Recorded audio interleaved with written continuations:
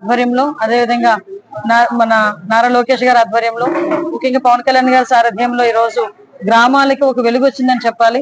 Last 5 years లోని కూడా ఎక్కడ వేసిన గొంగలు అక్కడే ఉన్నట్టుగా ఒక డ్రైన్ కట్టడం కానీ ఒక రోడ్ వేయటం కానీ చేయని పక్షంలో ఈ రోజు కూటమి ప్రభుత్వం వచ్చిన 9 నెలల 10 నెలల కాలంలోనే సుమారుగా కొన్ని కోట్ల మేర ఈ రోజు నియోజకవర్గ స్థాయిలోనే వర్కులు జరుగుతున్నాయంటే మనందరం కూడా ఆలోచించుకోవాల్సిన అవసరం ఉంది.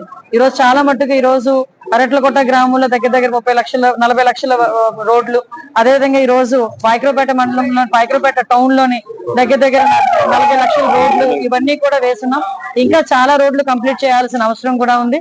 వీటితో పాటు లింగాల కాలనీలోని కూడా ఒక డ్రైన్ కి దగ్గర ₹1 కోటి ఈ రోజు వెచ్చించే పరిస్థితి కూడా కనిపిస్తా ఉంది. ఈ రోజు అభివృద్ధి సంక్షేమం 2 ధ్యేయంగా పనిచేస్తున్నాం. ఈ రోజు గ్రామంలోకి వెళ్లేసరికి చాలా మంది లేడీస్ కూడా ముందుకొచ్చి వాళ్ళకి ఏదైతే ఈ లాస్ట్ 5 సంవత్సరాల్లో కనీసం మిషన్ కి సంబంధించి కుట్టు మిషన్లకి సంబంధించి ట్రైనింగ్ సెంటర్ కూడా లేకపోవడం వాళ్ళు నిజంగా చాలా బాధపడి ఈ రోజు మళ్ళా పెడుతున్నందుకు దానికి గురించి కూడా వాళ్ళందరూ కూడా మా అందరికీ కూడా కృతజ్ఞతలు తెలియజేసుకోవడం అయింది.